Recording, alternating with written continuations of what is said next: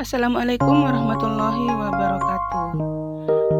Kali ini saya akan mempresentasikan terkait tugas saya di tugas 1.2.h pada modul 1.2, yaitu demonstrasi kontekstual. Perkenalkan, nama saya Dian Ekawati dari UPTD SMA Negeri 1 Topoyo, Kabupaten Mamuju Tengah. Saya adalah salah satu calon guru penggerak angkatan ke-11 dari kelas 1104 BGP Sulawesi Barat. Kemudian, saya beberapa pekan ini didampingi oleh salah satu fasilitator dari BGP Sulawesi Barat, yaitu Bapak Hairul Muhtar, dan pengajar praktik saya yaitu Bapak Abdul Ghafur dari Kabupaten Mamuju Tengah.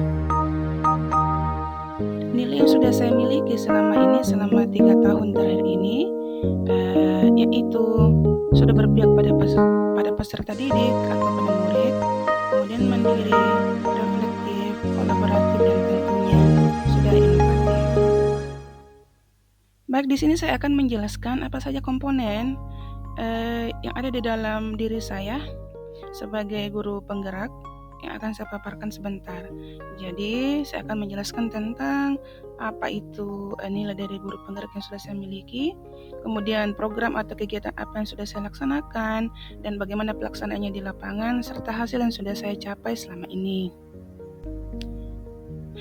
Untuk mandiri, saya sudah memiliki sifat mandiri. Jadi mandiri itu adalah kemampuan saya untuk memotivasi diri saya sendiri untuk melakukan perubahan dan memulai sesuatu terkait dengan perubahan yang saya inginkan. Program apa yang akan saya jalankan? Untuk agenda program atau kegiatan saya selama 3 tahun terakhir ini yang sudah saya jalankan, yaitu yang pertama, saya mandiri dalam melakukan pelatihan secara daring maupun secara luring terkait untuk peningkatan kompetensi dalam diri saya itu sebagai kepala sekolah. Kemudian yang kedua, ada workshop rutin untuk guru dan tenaga kependidikan. Kemudian yang ketiga, saya pun belajar mandiri materi di PMM. Kalau tadi itu di luar dari PMM. Kemudian yang keempat yaitu pelatihan pengelolaan manajemen sekolah bersama MKKS. Bagaimana pelaksanaan yang sudah terlaksana? Ada beberapa poin yang sudah saya simpulkan, sudah saya rangkum, yaitu yang pertama, pelatihan kompetensi kepala sekolah secara online atau offline. Saya mengikuti semua kegiatan tersebut dengan sangat serius. Kemudian yang kedua, saya mengadakan workshop untuk meningkatkan kompetensi guru, yaitu setiap awal semester yang dilakukan secara berkala. Ini juga termasuk salah satu coach bagi guru-guru di awal semester. Kemudian yang ketiga, belajar mandiri pada platform PMM. Kemudian di dalam platform itu kan ada materi kompetensi kepala sekolah dan juga guru.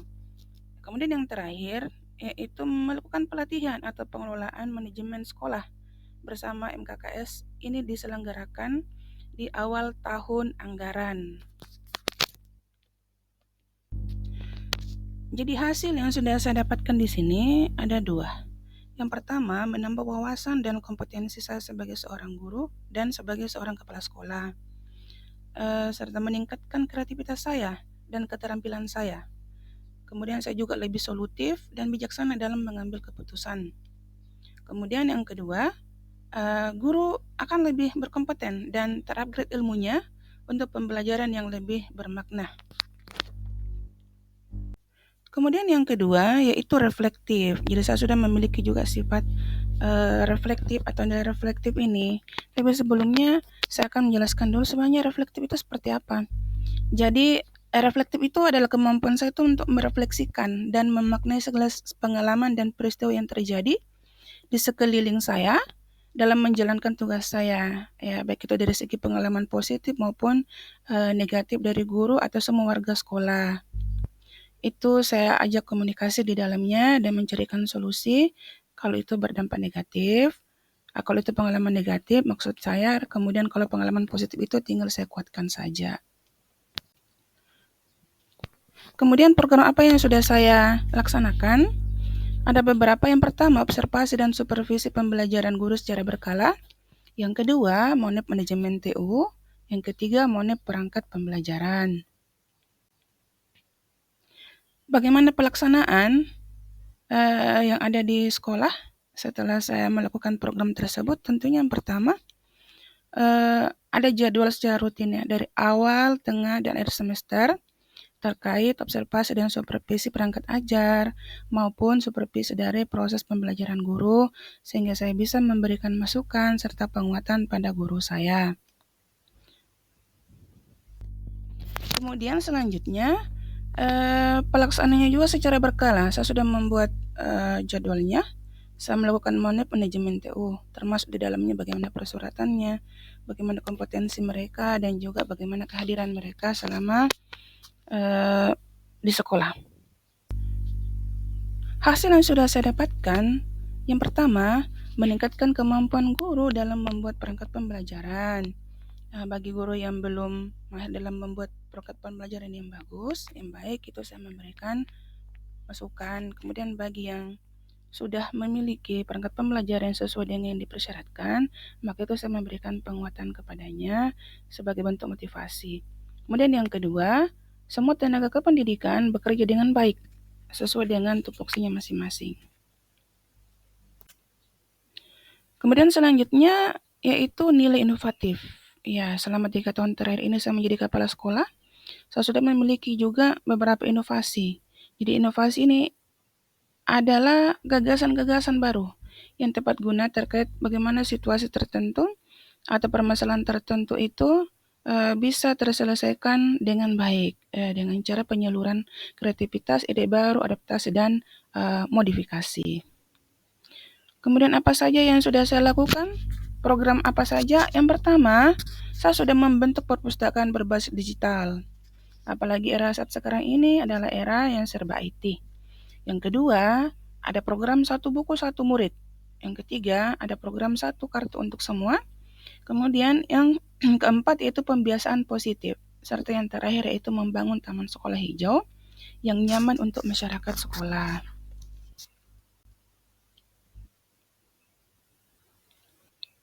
Kemudian bagaimana pelaksanaan yang sudah saya lakukan? Yang pertama, perpustakaan digital. Saya bekerja sama dengan perpustakaan sekolah, di mana diketahui bahwa rendahnya literasi bagi murid, sehingga dengan adanya perpustakaan digital ini, literasi murid pada sekolah saya ini meningkat. Kemudian yang kedua, satu buku.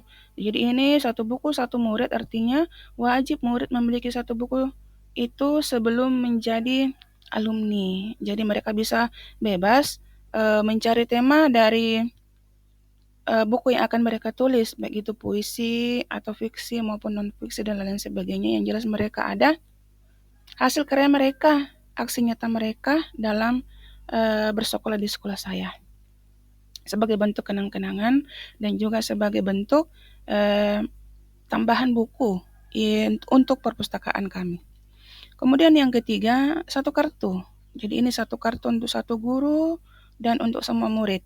Jadi identitas sebagai guru dan murid dalam satu kartu ini dapat diakses presentasi jarak jauh oleh saya, dan bagi guru itu perangkat pembelajarannya itu cukup disimpan dalam kartu tersebut sehingga saya bisa mengaksesnya. Jadi ini adalah salah satu bentuk wujud kita cinta kepada lingkungan karena sudah tidak ada lagi kertas yang kita pergunakan dan administrasi yang harus kita antri untuk memprintnya. Kemudian yang keempat yaitu budaya positif. Ada pembiasaan sholat duha, kemudian ada tadarus Al-Quran dan ibadah pagi untuk yang non-muslim. Jadi ini terangkum dalam literasi pagi sebelum PBM dimulai. Kemudian yang terakhir yaitu sekolah hijau. Sekolah hijau yaitu gerakan tanam pohon atau penghijauan lingkungan sekolah supaya tampak bersih, rapi, dan indah. Kemudian hasil yang sudah saya dapatkan dari program kegiatan ini yaitu yang pertama, meningkatkan literasi baca tulis bagi murid. Yang kedua, meningkatkan literasi digital bagi murid dan guru. Yang ketiga, menciptakan budaya positif untuk meningkatkan keimanan kepada Tuhan Yang Maha Esa. Kemudian yang keempat, yaitu guru tidak direpotkan lagi untuk print out perangkat pembelajaran dan lebih mencintai lingkungan dalam pengurangan penggunaan kertas. Kemudian yang terakhir yaitu menciptakan lingkungan sekolah yang hijau, nyaman, bersih, aman untuk semua sumber daya manusia atau warga sekolah, baik untuk belajar di luar kelas maupun belajar di dalam kelas. Kemudian yang keempat. Nah, yang keempat ini adalah kolaboratif. Jadi, kolaboratif ini saya juga sudah memilikinya, yaitu bagaimana saya membangun sifat positif kepada semua pihak yang dibarengi dengan tanggung jawab. Kemudian bagaimana saya melatih keterampilan komunikasi interpersonal saya. Dalam hal ini guru diharapkan mampu melakukan kerjasama dengan berbagai pihak. Kemudian mengembangkan dan menciptakan proses pembelajaran yang baik.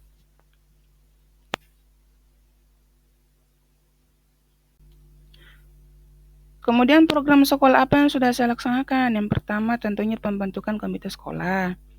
Yang kedua ada forum orang tua atau wali murid. Yang ketiga ada kantin sekolah dan jujur. Kemudian yang keempat ada event pekan budaya. Kemudian yang kelima itu kegiatan rutin kombel sekolah maupun kombel mapel. Kemudian yang terakhir yaitu forum kepala sekolah atau MKKS. Kemudian pelaksanaan. Ya. Untuk pelaksanaannya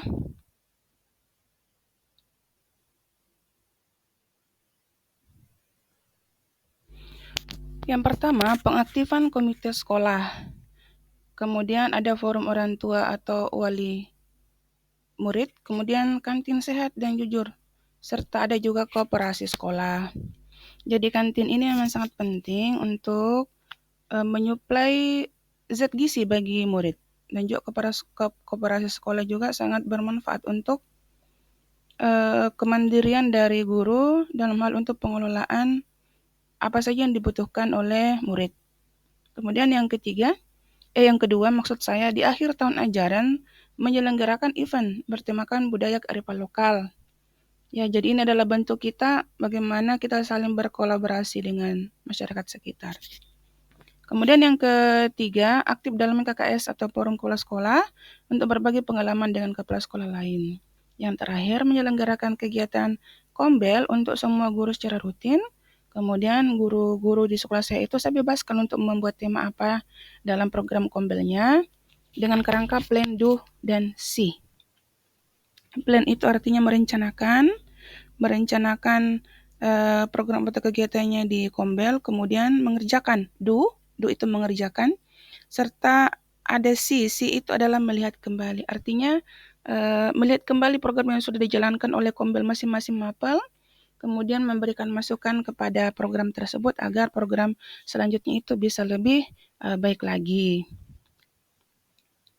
Kemudian selanjutnya hasil. Nah, hasil yang sudah saya capai selama 3 tahun terakhir ini itu yang pertama, kolaborasi dengan orang tua atau wali murid itu semakin intens dalam mengawal tumbuh kembang anak-anak mereka.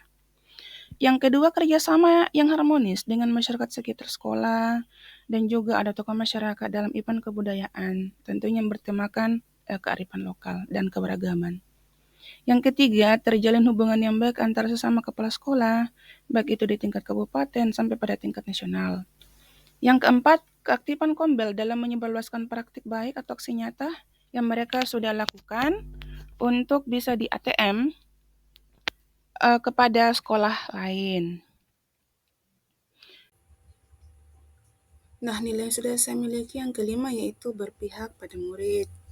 Jadi yang dimaksud nilai berpihak pada murid itu bagaimana saya bisa menyelesaikan proses belajar mengajar, baik itu diri saya sendiri sebagai seorang guru, kemudian bagaimana tercipta kekhasan tersebut sehingga menghasilkan pengalaman belajar yang berkualitas dan menyenangkan bagi murid. Kemudian tentunya saya juga sebagai kepala sekolah selalu memberikan motivasi yang baik, motivasi dan semangat yang saling mendukung antara guru dan murid. program apa saja yang sudah saya lakukan. Jadi tentunya ini dititik beratkan juga sama gurunya ya. Di sekolah saya sudah menerapkan pembelajaran inklusif yang aman bagi semua. Kemudian ada pembelajaran berdiferensiasi. Kemudian ada workshop atau pelatihan rutin untuk peningkatan kompetensi guru dan pengembangan pembinaan P5 dan ekstrakurikuler. Pelaksanaannya setelah mengikuti pelatihan atau workshop peningkatan kompetensi guru, ternyata proses pembelajaran, metode, media pembelajaran yang guru pergunakan itu lebih kreatif dan lebih bervariasi. Guru telah menerapkan pembelajaran inklusif, berdiferensiasi, dan aman bagi semua warga sekolah. Jadi tidak ada pembeda di dalam proses pembelajaran, semua anak sama, semua anak istimewa, dan semua anak itu unik. Dan yang kedua, pelaksanaan P5 yang sudah saya laksanakan itu dalam sistem blok harian, setiap hari Kamis. Ya, ini dilaksanakan supaya dalam setiap pekannya itu ada P5 dan juga ada intrakurikulernya. Kemudian ada ekstrakurikuler yang dilaksanakan setiap hari Jumat sore. Jadi melatih anak-anak dalam berorganisasi. Kemudian selanjutnya, apa hasilnya? Apa hasil dari semua kegiatan yang sudah saya lakukan? Yang pertama tentunya berdiferensiasi. Proses pembelajaran yang lebih aktif dan kreatif baik pada murid maupun pada gurunya. Sehingga pembelajaran itu lebih merdeka dan lebih bukan cuma saja muridnya merdeka tetapi gurunya juga melakukan sudah merdeka. Kemudian ada kenyamanan di antara keduanya murid dan guru sehingga proses pembelajaran itu sesuai dengan tujuan pembelajaran yang dibawakan oleh gurunya. Kemudian inklusif menumbuhkan sikap toleran antar sesama dan saling menghargai di tengah-tengah beragam perbedaan. Jadi tidak ada diskriminasi di sekolah saya. Kemudian aman bagi semua. Pelaksanaan P5 itu lebih terasa nyaman karena murid itu berkembang sesuai potensi dan bakat mereka. Kemudian pembentukan jiwa kepemimpinan juga terbentuk dalam keaktifan semua murid di ekskul yang mereka pilih. Kemudian apa sih sebenarnya hubungan dari semua nilai yang sudah saya miliki selama ini? Hubungan semua nilai kemandirian. Jadi mandiri saya dalam belajar mandiri itu dalam hal meningkatkan kompetensi saya sebagai seorang kepala sekolah. Itu saya mendapat banyak sekali ilmu sehingga saya bisa kreatif dan bisa berinovasi dalam merancang masa depan sekolah saya yang saya pimpin. Ide kreatif ini kemudian saya bawa ke sebuah perubahan ke arah yang lebih baik. Jadi sudah saya paparkan tadi bagaimana inovasi-inovasi di sekolah saya untuk mencapai visi sekolah saya yang lebih baik. Kemudian keharmonisan yang saya jaga bersama dengan berbagai pihak dalam bentuk kolaborasi itu adalah sebuah kekuatan dan semangat dalam mendukung semua program sekolah. Saya juga bersifat terbuka kepada siapa saja yang ingin memberikan masukan ya. Tentunya ini merupakan sikap dari reflektif saya sebagai seorang kepala sekolah. Jika masih ada kekurangan, silakan berikan masukan. Begitu juga dengan guru yang memiliki kekurangan, saya akan memberikan masukan. Ada kelebihan, kita saling menguatkan. Staf dan murid kita bangun dalam bentuk komunikasi dan berpikir solutif. Ya, semua ada solusinya. Semua yang dibentuk dalam nilai yang saya punya ini tentunya bermuara pada murid. Kemerdekaan belajar harus tepat sasaran agar murid merasa dihargai dengan segala potensi yang mereka miliki. Kemudian yang selanjutnya kesimpulan. Jadi saya akan menyimpulkan dari demonstrasi kontekstual yang sudah saya buat, target saya sudah menjadi seorang kepala sekolah yang memiliki nilai guru penggerak. Dengan semua nilai yang sudah saya miliki, maka sekolah saya dijadikan role model di Sulawesi Barat.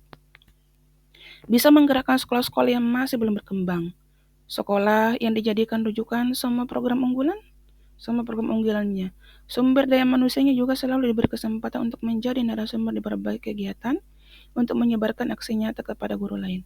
Kepala sekolahnya saya sendiri maksudnya mendapat penghargaan. Saya mendapat penghargaan dari berbagai pihak sebagai kepala sekolah, baik itu dari kementerian, kemudian dari provinsi, sebagai kepala sekolah yang kreatif dan berkompeten di Sulawesi Barat. Hal ini terjadi karena saya sudah memiliki semua nilai dari guru penggerak. Jadi, guru penggerak teruslah tergerak, semangat bergerak, dan mari menggerakkan untuk mencapai kemerdekaan belajar bagi siswa kita. Baik, terima kasih. Salam guru penggerak dan sehat serta bahagia selalu. Assalamualaikum warahmatullahi wabarakatuh.